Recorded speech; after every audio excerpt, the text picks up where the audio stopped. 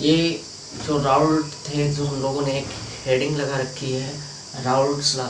क्या होता है राउल्ट लॉ को अगर हम लोग देखें तो राउल्ट लॉ 1887 में दिया गया था। कब दिया गया था? 1887 में राउल्ट द्वारा दिया गया था। अब ये राउल्ट लॉ है क्या, किन पर दिया गया था? तो ये आवासशील विलेय पदार्थों को दिया गया था। अब हम लोग जानते हैं कि जो हमारे पास सॉल्यूशन था, इस सॉल्यूशन था हमारे पास। इस सॉल्यूशन की दो मेजर पार्ट्स थे हमारे पास। पहला था सॉल्यूट और दूसरा था सॉल्वेंट। सॉल्यूट और सॉल्वेंट यानी विलेय और विलायक थे, जिनमें सबसे ज़्यादा जो अहम भूमिका होती है वो विलायक की थी। विलायक ही डिपेंड करता था कि हमारा विलयन किस प्रकार का है। तो जो हमारे पास विलेय पदार्थ होते हैं अर्थात सॉल्यूट हमारे पास है, वो सॉल्यूट हमारे पास दो तरह के हो सकते हैं पदार्थ, या तो वो वाष्पशील हो या फिर वाष्पशील ना हो। तो अब बात करते हैं कि वाष्पशील क्या होते हैं। ऐसे पदार्थ जो स्वतः वाष्प के रूप में निकलते रहते हैं, स्वतः वेपराइज्ड होते रहते हैं, जिनसे उनकी अमाउंट हमेशा कम होती रहती है। जैसे हम लोगों ने देखा है, कहते हैं कि कुछ समय के लिए पेट्रोल अगर खुला छोड़ दिया जाता है तो वो उड़ जाता है। आखिर ये गया क्या? इसका तात्पर्य ये हुआ कि इसके जो मॉलिक्यूल्स हैं उसमें काइनेटिक एनर्जी बहुत ज़्यादा होती है। इस काइनेटिक एनर्जी के कारण वो अपना प्लेस छोड़ करके बाहर चले जाते हैं सरफेस के, और वो धीरे धीरे करके उसे हम लाश की संज्ञा दे देते हैं। तो कहते क्या है, अवाष्पशील विलेय पदार्थों को विलायकों में घोलकर, अवाष्पशील हम क्या करने जा रहे हैं कि ये हमारे पास क्या है, सॉल्वेंट है। क्या है ये? सॉल्वेंट है। और इस सॉल्वेंट में हम क्या करें, एक अवाष्पशील नॉन वोलाटाइल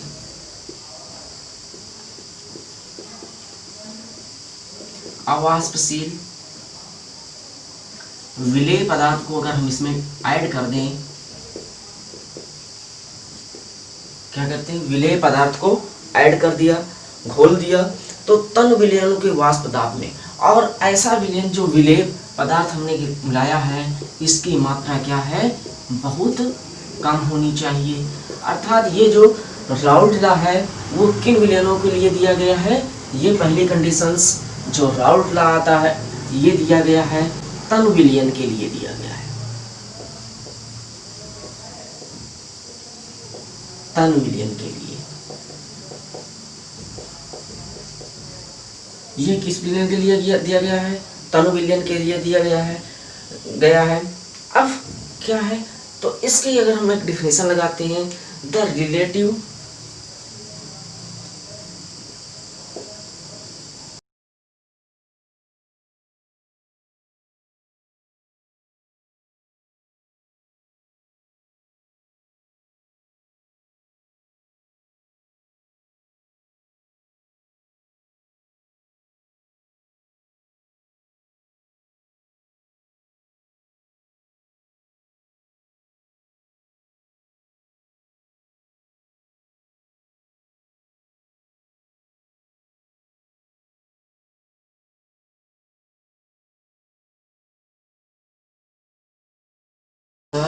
ये डाइल्यूट सॉल्यूशन के लिए दिया गया था। किसके लिए दिया गया था? डाइल्यूट सॉल्यूशंस के लिए दिया गया था। दूसरी चीज थी ये non volatile solute and solvent के लिए दिया गया था। Non volatile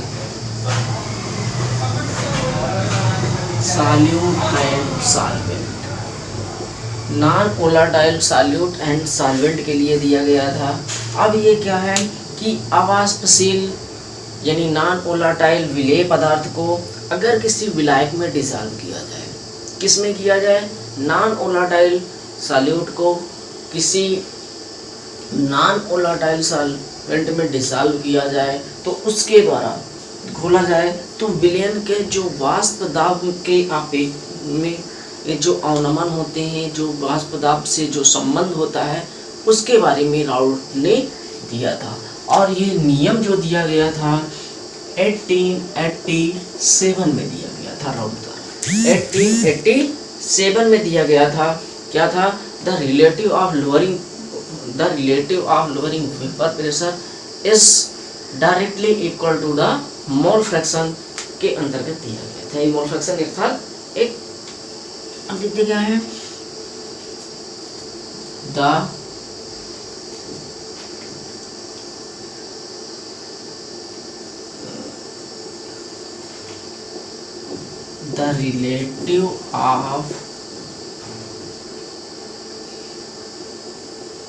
the relative of lowering vapor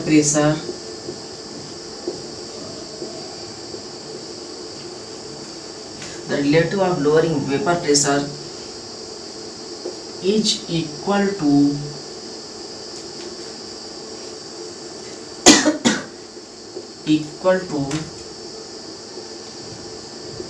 the mole fraction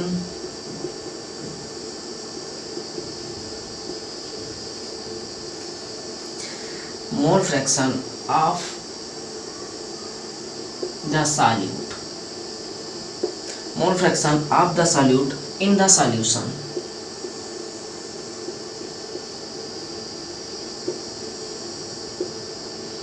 अर्थात जो भी रिलेटिव ऑफ RLVP है वो किसके इक्वल टू होगा? x के। या हम लोग यहाँ लिख सकते हैं RLVP इज इक्वल x। यही तो हमारे पास राउल्ट ला है। अब हमको पता है x is equal n/n plus capital N। RLVP क्या है हमारे पास? RLVP is equal P0 minus PS/P0। तब अगर हम लोग देखते हैं तो क्या हो सकता था? P0 minus PS/P0 is equal n/n plus n। Due to equation is known as Raoult law. क्या है? Raoult law. इसी को हम लोग लिख सकते हैं वाष्प दाब का आपेक्षिक अवनमन। क्या होगा दोस्तों? वाष्प दाब का आपेक्षिक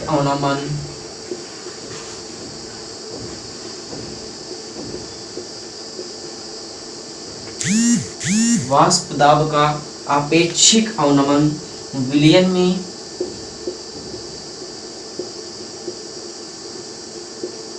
विलेय के मोल प्रभास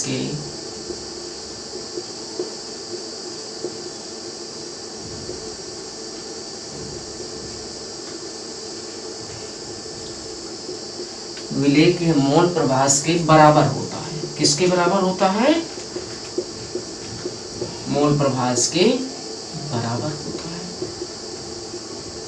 अब प्रश्न ये उठता है कि आखिर वाष्प दाब का जो आपेक्षिक अवनमन है वो कैसे बराबर होगा? तो इसके लिए हम लोग एक फार्मूला डेरिवेट करते हैं P0 minus PS/P0 is equal n/।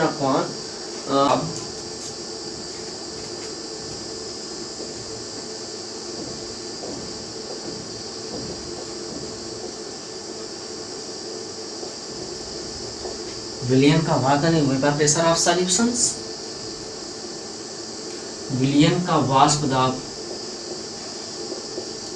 विलायक के मोल प्रभास के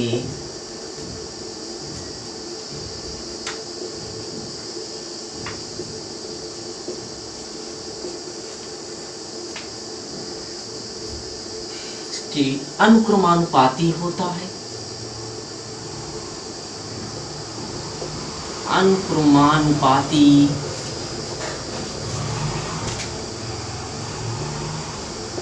होता है, यानी कह सकते हैं हम इसको vapour pressure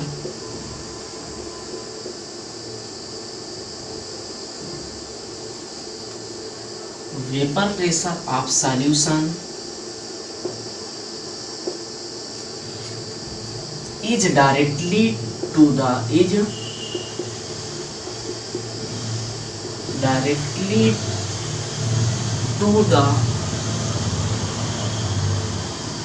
directly proportional, sorry, हम लिख सकते हैं vapour pressure of solution is directly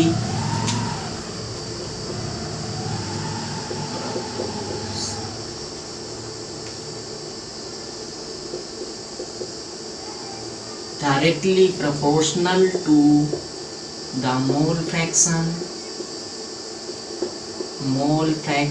अर्थात x। अब क्या होगा, मोल फ्रैक्शन, अब मोल फ्रैक्शन किसका है, mole fraction of the solvent.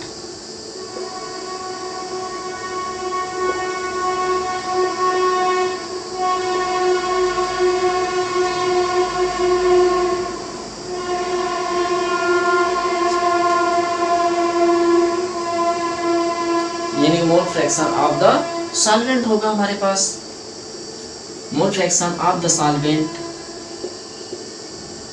In the solution.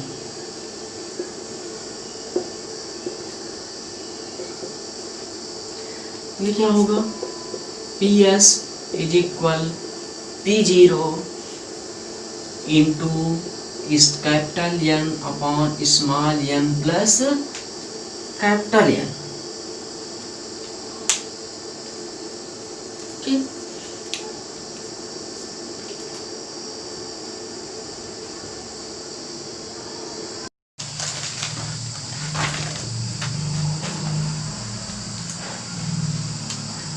अब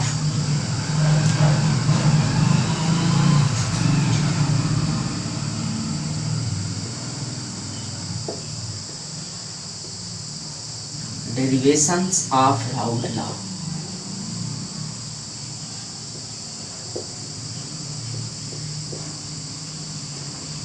इस राउल्ट लॉ की डेरिवेशन किस प्रकार से होते हैं, इनके बारे में अगर हम चर्चा करते हैं, अगर मान लेते हैं शुद्ध विलायक है जिसका वाष्प दाब उसकी सतह के वाष्प दाब में होने वाले अणुओं की संख्या पर निर्भर करेगा। किस पर निर्भर करेगा, अणुओं की संख्या पर निर्भर करेगा।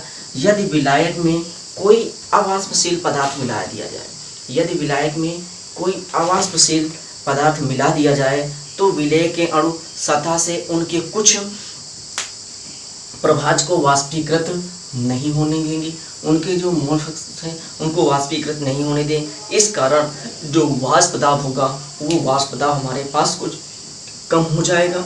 अतः विलयन का जो वाष्प दाब होगा उस सतह पर उपस्थित विलायक के कणों की संख्या पर निर्भर करेगा, उसके जो कणों की संख्या होगी उस पर निर्भर करेगा। तो ये मोल प्रभाज के और बराबर होगी, किसके बराबर होगी, मोल प्रभाज के बराबर होगी। किसी विलयन का वाष्प दाब, किसी विलयन का वाष्प दाब उसके विलायक के मोल प्रभाज के अंश के समानुपाती होती है। तो अर्थात विलायक का जो मोल प्रभाज होगा, अगर हम बात करते हैं तो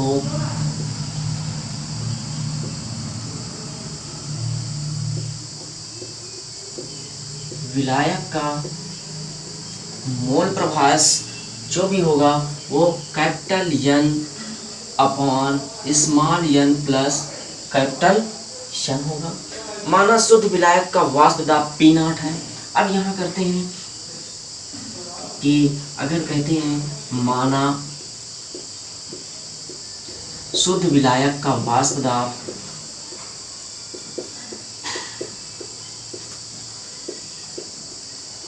अगर शुद्ध विलायक का जो वाष्प दाब है वो P0 तथा विलयन का वाष्प दाब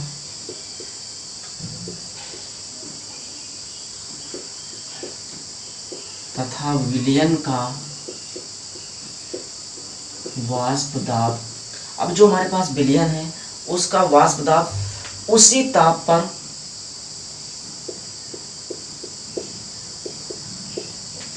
PS होगा।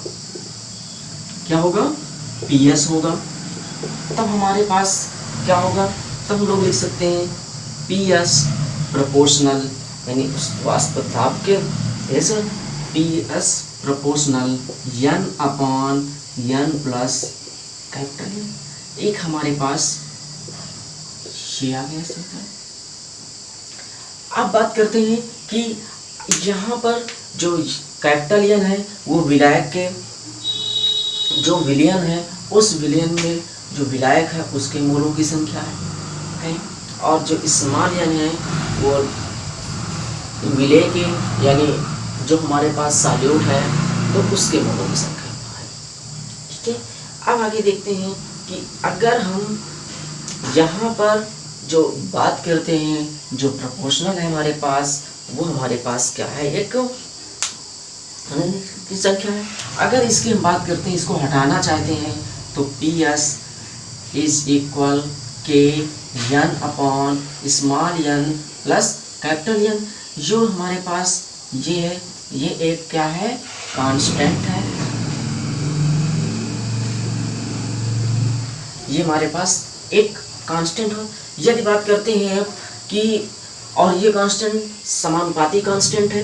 अब बात करते हैं किसी शुद्ध विलायक में अगर आसपासीय विलेय पदार्थों का n हो, क्या हो, n हो और उस पे जो शून्य हो जाए और जो हम क्या कह सकते हैं जो हमारे पास इसमें स्मॉल n है अगर हम मान लेते हैं 0 है बहुत कम मात्रा में, तब हमारे पास क्या होगा और तब हमारे पास आ जाता है P S is equal P not मान लेते हैं, P S is equal P not. तब हमारे पास विलायक का मूल प्रभास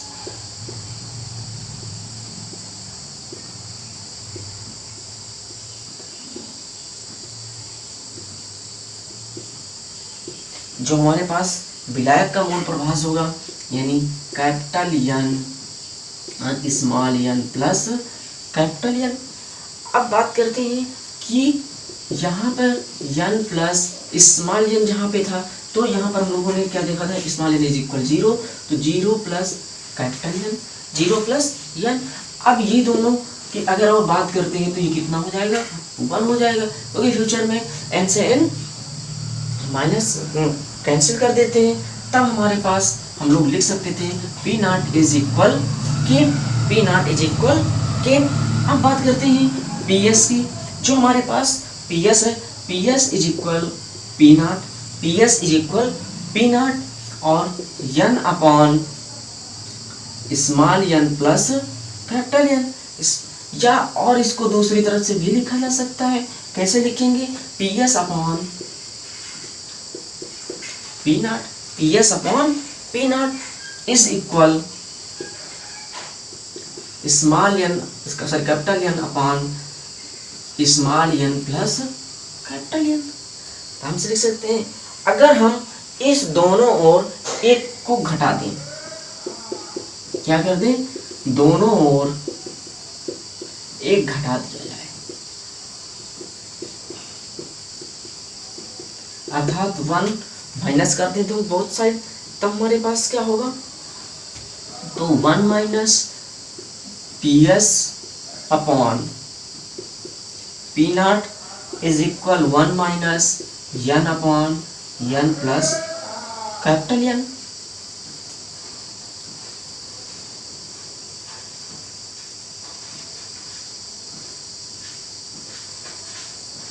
अब बात करते हैं आगे, तो ये हो जाएगा हमारे पास P not minus P S upon P not is equal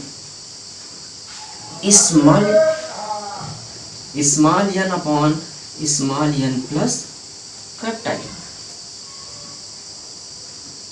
इसम क्या है, पहली बात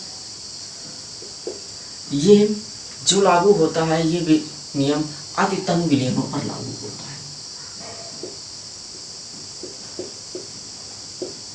यह नियम अतितंग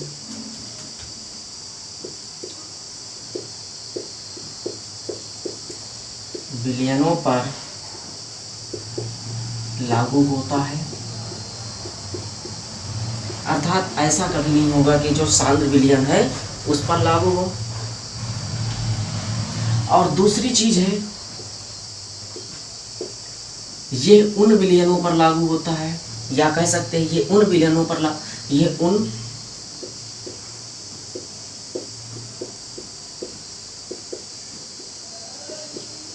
लागू होता है जो अवाष्पशील हो।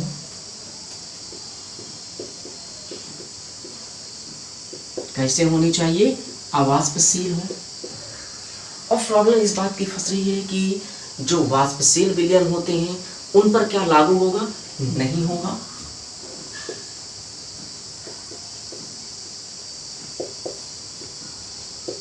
वाष्पशील विलयन पर नहीं लागू होता।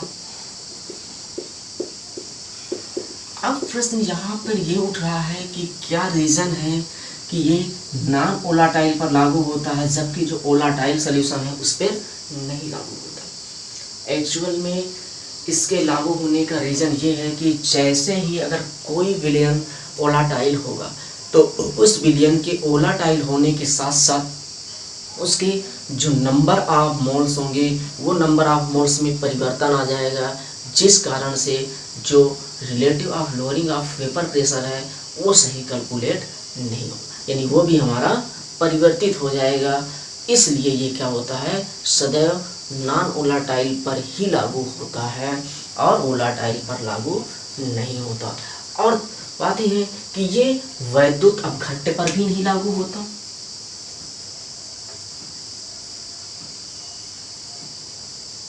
वैद्युत अपघट्य पर लागू नहीं होता। अब वैद्युत अपघट्य पर नहीं लागू होता, इसका भी कोई रीजन होना चाहिए। अब बात करते हैं क्या हो सकता है वैद्युत अपघट्य पर जो लागू नहीं होता, क्योंकि जब वैद्युत अपघट्य होते हैं, अगर उन वैद्युत अपघट्यों को अगर हम क्या करते हैं कि उनमें वैद्युत प्रवाहित करते हैं, क्या करते हैं, जो भी हमारे पास वैद्युत अपघट्य यानी इलेक्ट्रोलाइट्स हैं, अगर उन इलेक्ट्रोलाइट्स में वैद्युत फ्लो करते हैं तो वो आयनाइज्ड हो जाते हैं।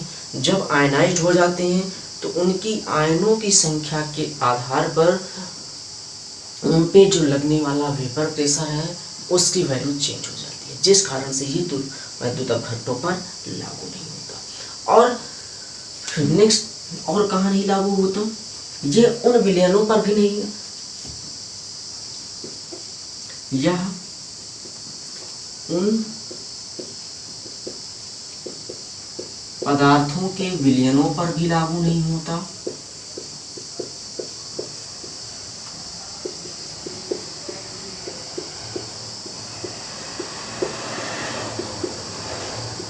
ये उन पदार्थों के विलयनों पर लागू नहीं होता जो विलयन में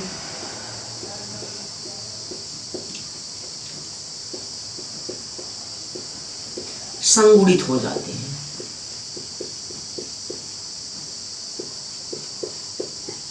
अर्थात क्या होते हैं, एसोसिएट हो जाते हैं। भी अगर उनमें मान लीजिए सपोज करिए कि 4 मोल्स हैं, अगर वो 4 मोल्स आपस में मिलकर के 1 मोल में कन्वर्ट हो जाएं तो निश्चित तौर पे जो हमारे पास मोल फ्रैक्शन है वो चेंज हो जाएगा। जब मोल फ्रैक्शन चेंज हो जाएगा तो जो relative of lowering of vapour pressure है वो भी हमारा चेंज हो जाएगा। इसलिए कहा जाता है विलयन में ना तो ही संगुणित होना नहीं चाहिए, डिसोसिएशंस नहीं होना, एसोसिएशंस और डिसोसिएशंस नहीं होना चाहिए। और पूरे प्रक्रम के दौरान जब हम उस प्रक्रिया को कर रहे हैं या इस प्रक्रिया करा रहे हैं तो हमारे पूरे प्रोसेस के दौरान जो टेम्परेचर है वो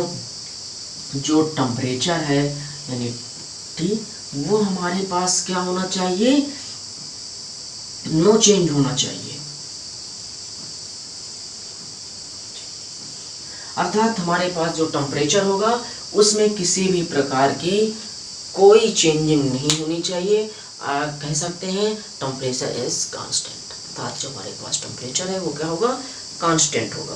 तो ये हमारे पास कुछ राउल्ट लॉ से डेरिवेशंस था, ये हमने बता दिया। अब प्रश्न ये उठता है कि ये परीक्षाओं में किस प्रकार से आपके पूछा जाएगा। अब ये पूछा जाने का सबसे पहली बात है कि राउल्ट लॉ किसने दिया था? तो राउल्ट ने दिया था। कब दिया गया था? 1887 में दिया गया था। दूसरा क्वेश्चन। तीसरा क्वेश्चन आता है कि राउल्ट लॉ किन विलयनों पर लागू होता है? तो ये हम कह सकते हैं, ऑप्शन में हमारे पास हो सकता है कि वैद्युत अपघट्टों पर लागू होता है, या फिर कह सकते हैं वोलाटाइल, नॉन वोलाटाइल, या बोथ। तो हमारे पास किस पे लागू होता है? नॉन वोलाटाइल पर लागू होता है। अब बात आती है कि जो नॉन वोलाटाइल पर लागू होगा तो ये वोलाटाइल पर क्यों नहीं लागू होता? क्योंकि अगर कोई वोलाटाइल है तो उसमें number of moles will be change. If number of moles change then he is not following. अब बात करते हैं टेम्परेचर चेंज होना चाहिए या नहीं? टेम्परेचर भी चेंज नहीं होना। इस तरह से इसमें कुछ सवाल भी आ सकते हैं एग्जाम में।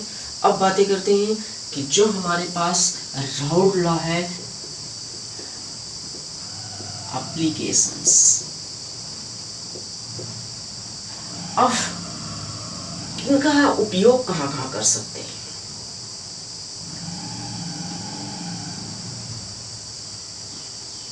कर सकते हैं to determine the relative lowering pressure, RLP relative lowering pressure ज्ञात कर सकते हैं। और दूसरा हम क्या कर सकते हैं?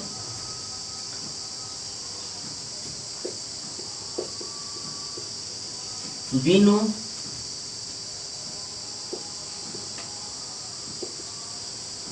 weight of solute and solvent। तीसरा हमारे पास आ सकता है calculate the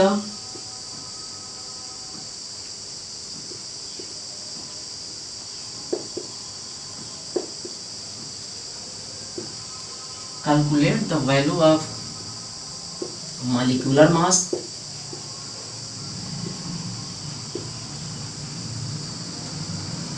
solute and solvent.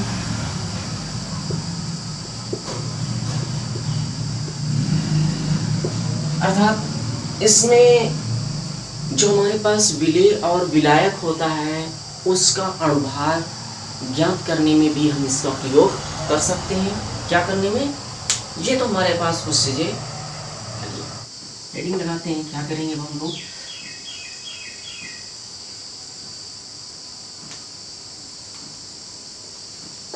Calculate the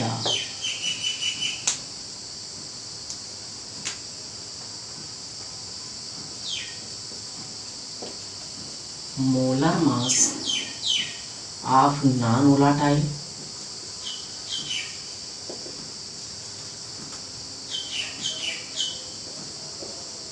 substance by Raoult law।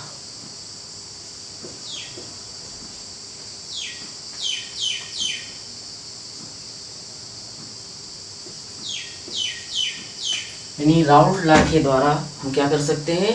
Raoult law के नियम के आधार पर अवाष्पशील पदार्थों के अणुभारों की गणना की जा सकती है। कैसे करेंगे? तो यहाँ पर हम लिखते हैं P नॉट यानी P0 upon PS upon P0 is equal small n upon small n plus capital small n plus capital N। अब पता होना चाहिए हमको कि जहाँ पर लिखा गया है स्मॉल n इज इक्वल क्या है? विलेय का मोलों की संख्या।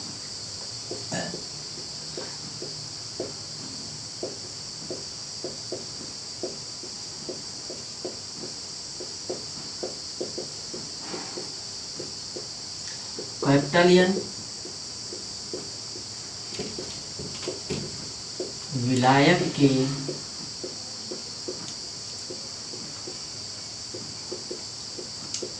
मोलों की संख्या, नंबर ऑफ मोल्स।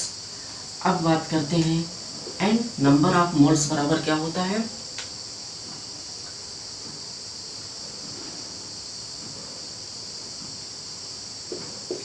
विलेय पदार्थ का भार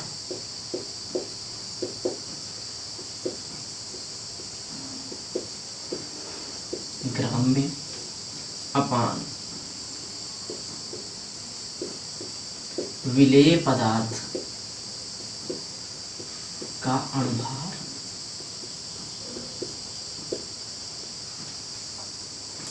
क्या कह सकते हैं, मास ऑफ। इसी तरह से जो कैपिटल एन है वो होगा हमारे पास विलायक पदार्थ का अणुभार, विलायक पदार्थ का भार ग्राम में अपान विलायक का अणुभार।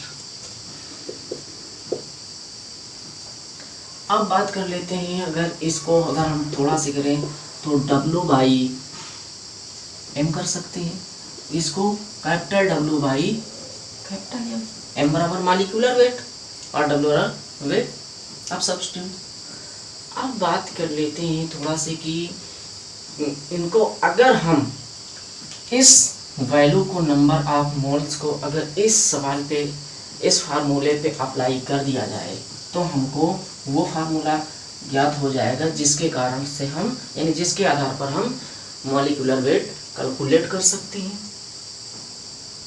तो अब क्या करेंगे, जहाँ पे हम लोगों ने लिखा है तो अगर हम इसकी वैल्यू पुटअप कर दें, P0 minus PS upon P0 is equal small m की जगह पर small w upon small m, small w upon small m upon small m की जगह पे small w upon small m plus capital W upon capital M। तो इस सवाल के जरिए हम लोग कैलकुलेट कर सकते थे। अब बात करते हैं कि अगर हम सपोज कर लें कि जो हमारे पास इस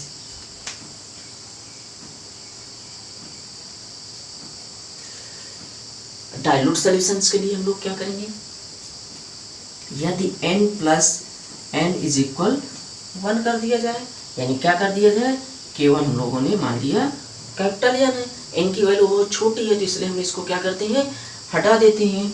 तो हमारे पास क्या आएगा, P0 minus PS upon P0 is equal small n upon capital N। अगर हम इस फार्मूले पे रख दें तो हमारे पास कैलकुलेट हो जाती है। इस फार्मूले के according P0 minus PS upon P0 is equal small w upon small n upon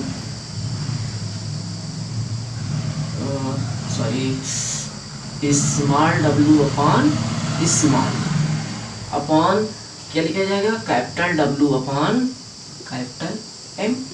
ये हमारे पास फार्मूला बनकर आ जाता है। अब अगर और थोड़ा सा इसके आगे सॉल्व करते हैं तो P0 minus PS upon P0 is equal small w, नीचे आ गया, ये नीचे लिख देते हैं, अब लिखने हैं, और यहाँ पर इनटू कैपिटल W और ये M ऊपर पहुँच जाता है इसलिए कैपिटल M आ गया।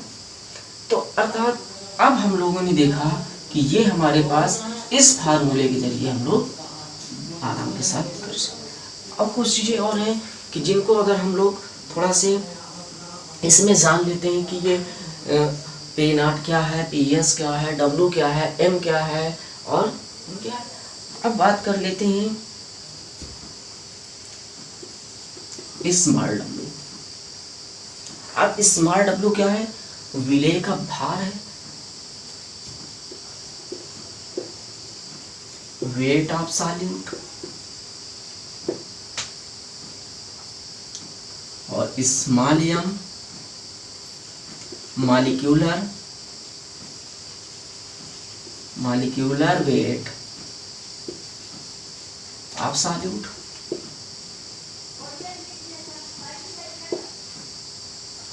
अब बात करते हैं कैपिटल एम की। मॉलिक्यूलर वेट सॉल्वेंट है और capital W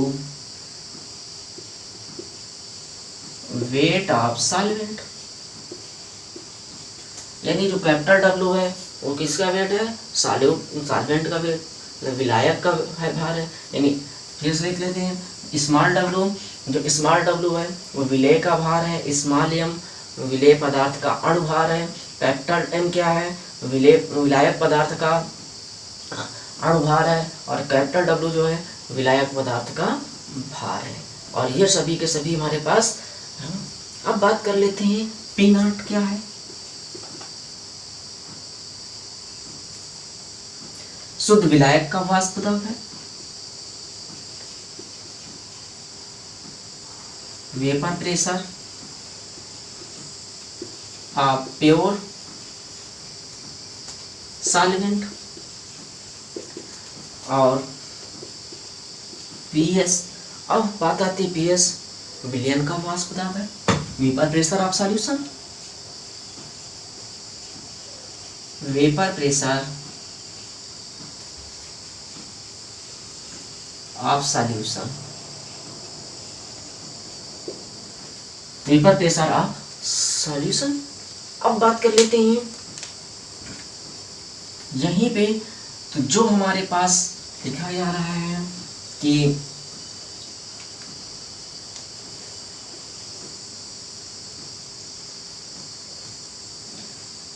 P not minus P S upon P not, ये क्या है? Relative of lowering vapour pressure, relating of lowering vapour pressure, RLVP है। क्या है ये? RLVP, relative of lowering vapour, यानी आपेक्षिक दाब में अवनमन, आपेक्षिक वाष्प दाब में अवनमन को बोलते हैं relative lowering of vapour pressure.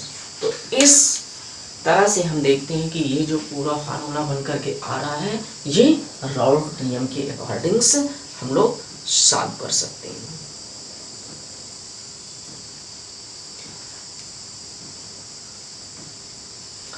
ये कुछ और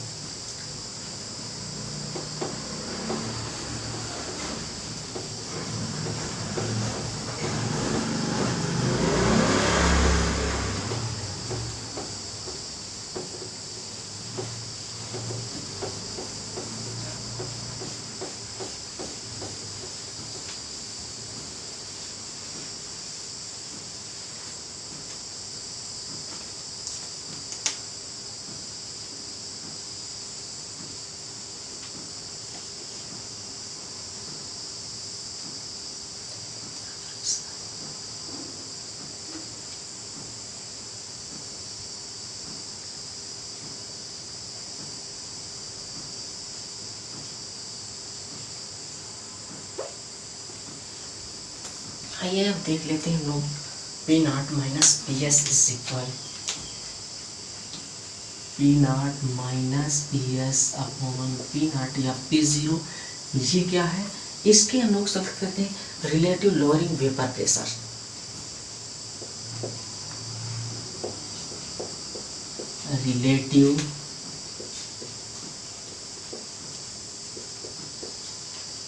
relative lowering vapour pressure.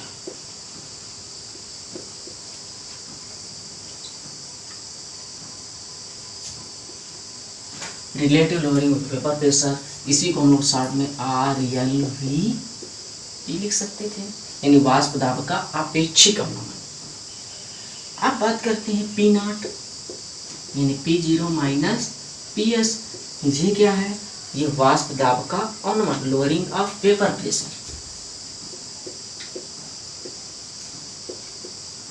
Lowering of vapour pressure, वाष्प दाब का अवनमन।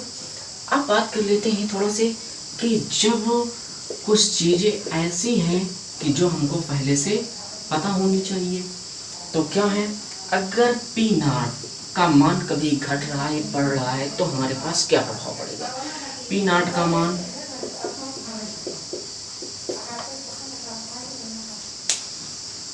ताप के साथ क्या होगा, ताप के साथ बढ़ता है,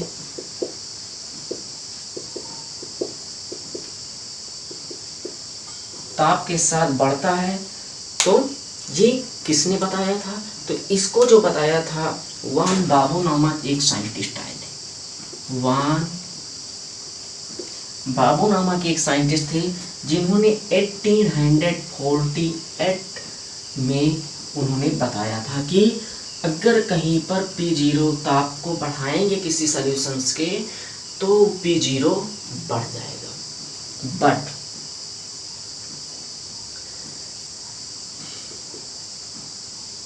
अगर डाइल्यूट सॉल्यूशन है,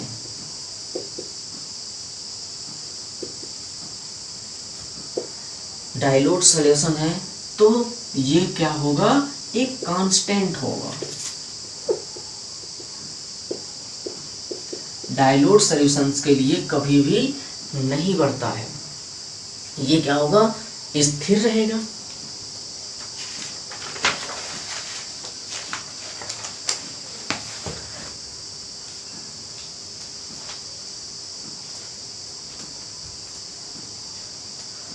प्रेशर से संबंधित, पोलराइजेशन से संबंधित है, वो कैसे है। तो फार्मूले में हम लोग क्या करते हैं, पहला फार्मूला हमारे पास था P not minus P S upon P not is equal small W into capital M upon small M into capital W. जब हमें कभी वाष्प दाब का आपेक्षिक अवनमन निकालना हो तब हम इस फार्मूले का प्रयोग करते हैं। किस फार्मूले के लिए है, वाष्प दाब का आपेक्षिक अवनमन, यानी measure of relative lowering vapor pressure is calculated by directly formula to use P naught minus Ps upon P naught is equal small w into capital M upon small m upon capital W। Formula number 1।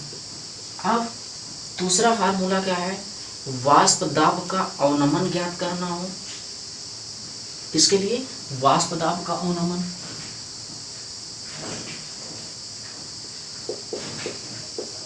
वाष्प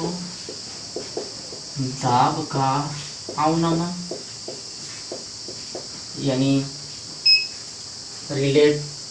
lowering vapour pressure करना हो, lowering vapour pressure LVP obtain करने के लिए हम फार्मूले को क्या यूज करेंगे, P not minus P S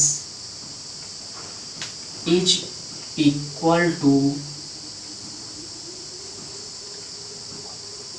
P not small w into capital M upon small m into capital W। ये हमारे पास फार्मूला नंबर 2। अब हमारे पास बात करते हैं जो थर्ड चीज है, वो है हमारे पास विलेय का अणुभार ज्ञात कर लिया जाए।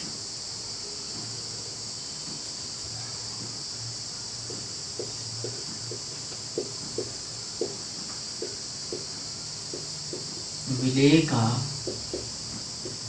अणुभार ज्ञात करने के लिए हम लोग कौन सा फार्मूला निकालेंगे, P not small w into इस capital M upon P not minus P S और इंटू W,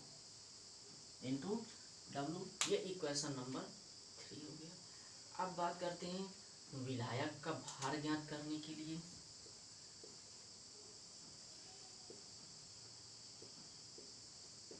विलायक का भार यानी कैलकुलेट द मास ऑफ यानी calculate the wait of solvent.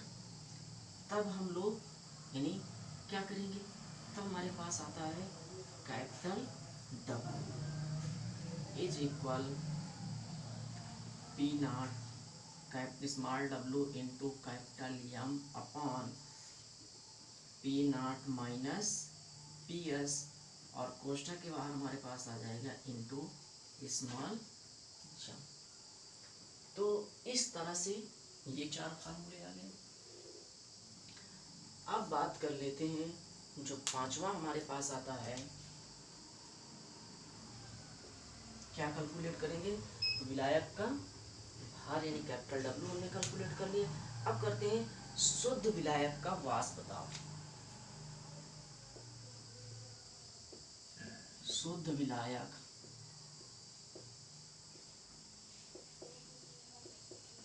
का वाष्प दाब। अब शुद्ध विलायक का वाष्प दाब यानी P नॉट क्या कैलकुलेट करना है, P नॉट कैलकुलेट करना है। जब P नॉट को कैलकुलेट करना है हमको, तब हम लोग क्या करेंगे, P not is equal P not minus PS upon M into capital W।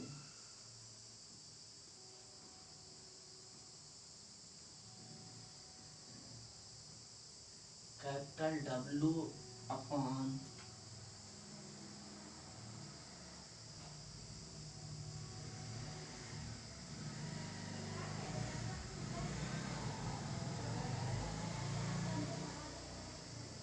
W into capital M। यानी जब हमको P नॉट कैलकुलेट करना है, तब हमारे पास M into W and W into M P not minus PS upon small W upon small M। तो अब बात करते हैं 6 नंबर पे। अगर 6 नंबर पे हमको करना है कि विलेय का भार कैलकुलेट करना है, क्या करना है हमको, विलेय का भार कैलकुलेट करना है। विलेय का भार यानी स्मॉल W कैलकुलेट करना है। क्या करना है, स्मॉल W कैलकुलेट करना है।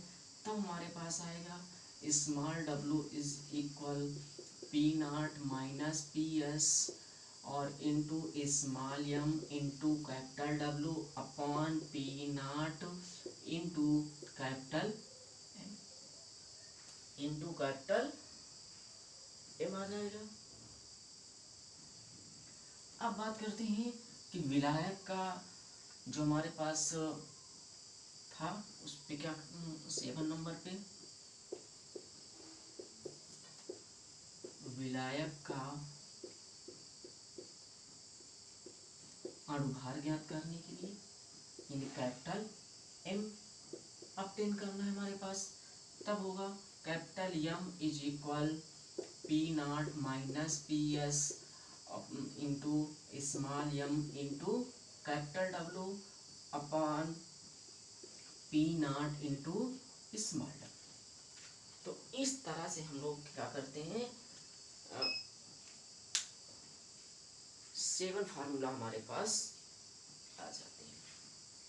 तो अब देखो, इन सभी फार्मूलों का प्रयोग अगर हम करते हैं तो ये किसके लिए है, RLVP के लिए है। किसके लिए है, LVP lowering of vapour pressure calculate करने के लिए है। और ये रिलेटिव ये किसके लिए है, RLVP relative of lowering vapour pressure के लिए। तो लोअरिंग ऑफ वेपर प्रेशर के लिए क्या होगा, P not minus PS is equal P not small W upon small W into capital M upon small M into capital W। अब विलेय का भार ज्ञात करने के लिए, विलेय यानी solute weight, solute molecular weight of solute किससे ऑब्टेन करेंगे, स्मॉल m से। Small m is equal P nought into W into M upon P nought minus P S into capital W. अब विलायक का भार यानी weight of solvent, weight of solvent capital W is equal P zero W into M upon P zero minus P S into M. शुद्ध विलायक pure solvent vapour pressure की बात करते हैं, पी नाट की बात करते हैं, P nought is equal P nought minus P S into small M into W upon W upon M. विलय का भार ज्ञात करने के डब्लू यानी W is equal P nought minus P S M into W upon P nought into capital M. अब विलायक का भार, विलायक का अणुभार यानी capital M molecular weight of solvent.